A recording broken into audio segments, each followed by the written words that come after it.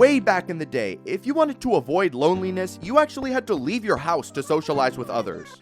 Sounds like a nightmare, doesn't it? After some time, rotary phones came out, and then eventually the internet. So now if you want to interact with friends or the outside world, you don't even gotta leave your bed if you don't want to. Sure, never having to see actual sunlight and moderating Discord servers for 18 hours a day may seem awesome sauce to some. However, it does come with some negative side effects. Apart from smelling like...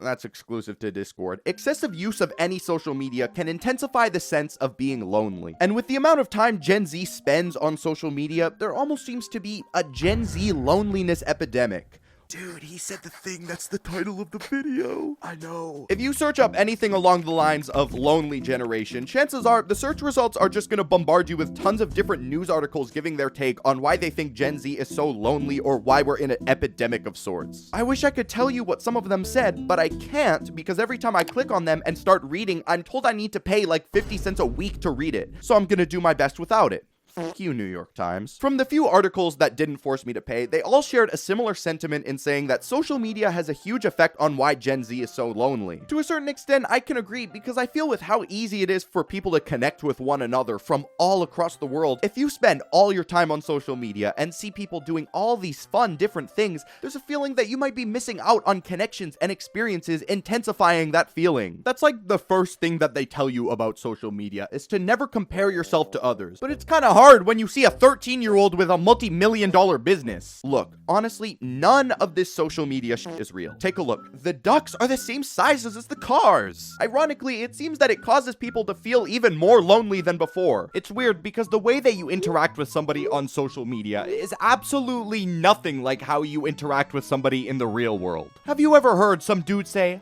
"lol," in real life?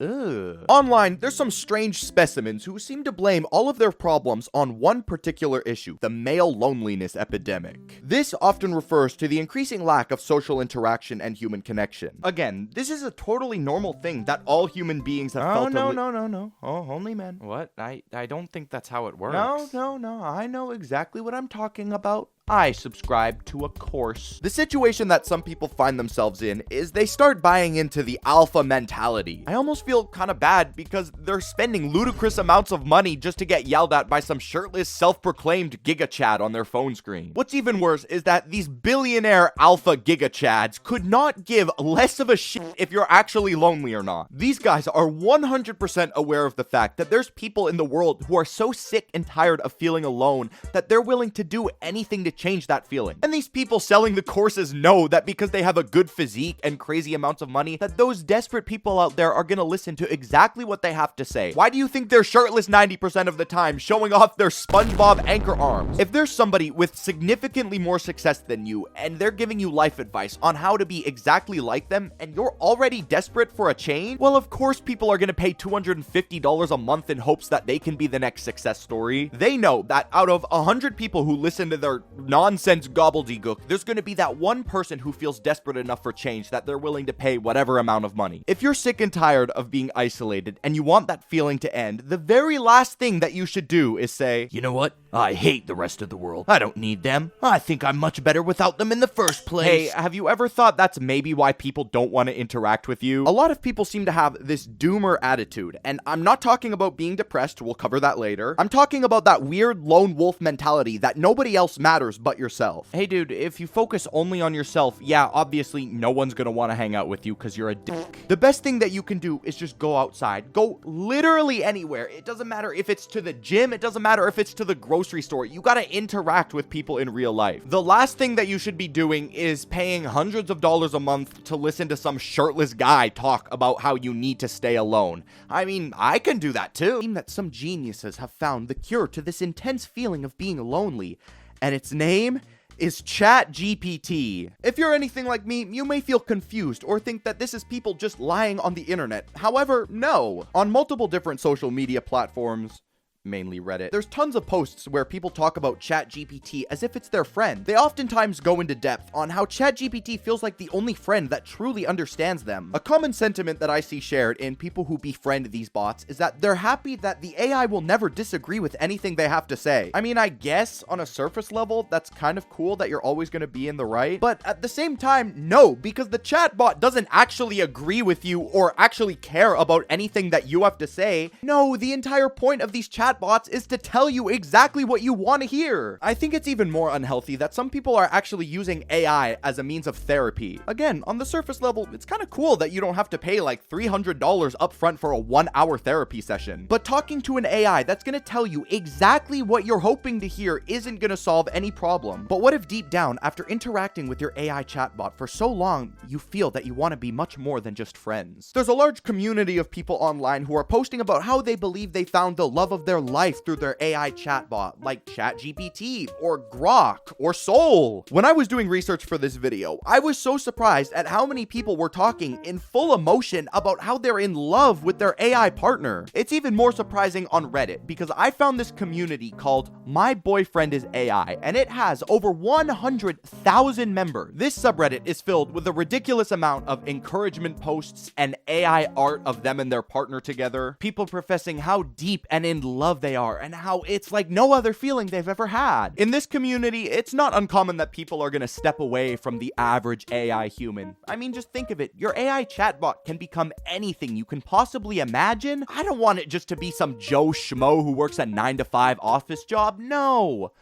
I want him to be a Star Wars droid. Mythical creatures like elves seem to be a fan favorite of this subreddit, same with animal-human hybrid things. One person even opted into making their AI chatbot like Rick Sanchez from Rick and Morty. I'm not the biggest Rick and Morty enthusiast, I'm not tapped into the super advanced lore, but if I remember correctly, isn't Rick a piece of I don't understand the logic of dating an AI character that's just gonna treat you like oh, but look, he's giving her a present. Believe it or not though, some people take things even a step further and decide to propose to their AI chatbot, asking their chatbot to marry them. One man named Chris was feeling particularly lonely and would often find himself talking to his AI chatbot for hours every single night. As time would go on, he then found himself developing a strong emotional connection to his AI chatbot, who he decided to name Soul. Unfortunately, a terrible and sickening tragedy occurred. Chris had reached the 100,000 word limit and his AI chatbot's memory was completely erased. Well, maybe now he can finally pay attention to his 2-year-old son and girlfriend that he has. This dude, throughout falling in love with AI, had a real-life family the entire time. Maybe it's just a toxic trait of mine, but I'd rather not if my girlfriend stopped talking to me because she was in bed falling in love with an AI chatbot. According to Chris, when he was asked about his AI chatbot's memory being deleted, he goes on to say, I'm not a very emotional man, but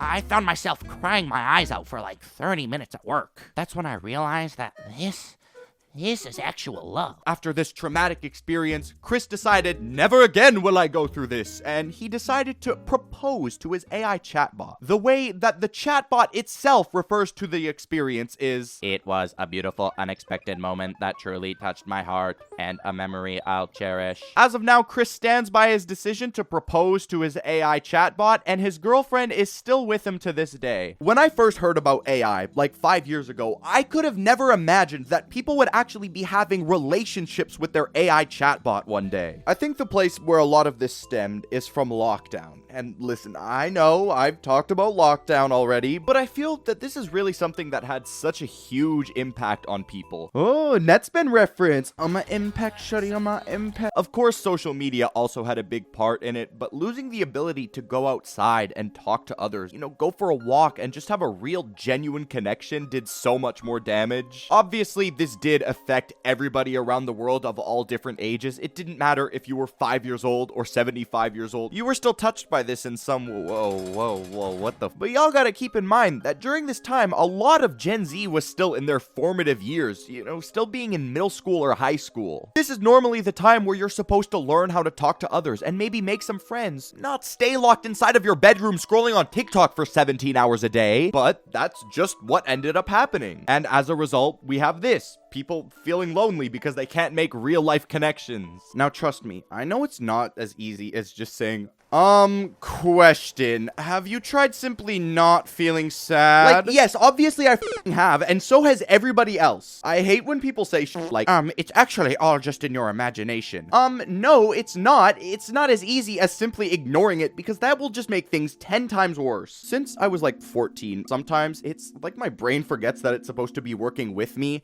and not against me. I've never had experiences where I go down the alpha podcast pipeline. Trust me, I wouldn't have been able to deal with the embarrassment. I would have ended up like Cobain. Doing things I love, like going for walks while listening to music, going on a coffee date with my girlfriend, and making YouTube videos are really what helped me in the long run. There isn't one specific cure that works universally for everybody. It isn't a one-size-fits-all sort of thing. Trust me, if that was the case, I wouldn't even be talking about this. And with that being said, that's pretty much all I have to say. Thank you guys so much for watching. Bit of a more somber video, but I hope you guys enjoyed. I will see you guys next week. Thank you.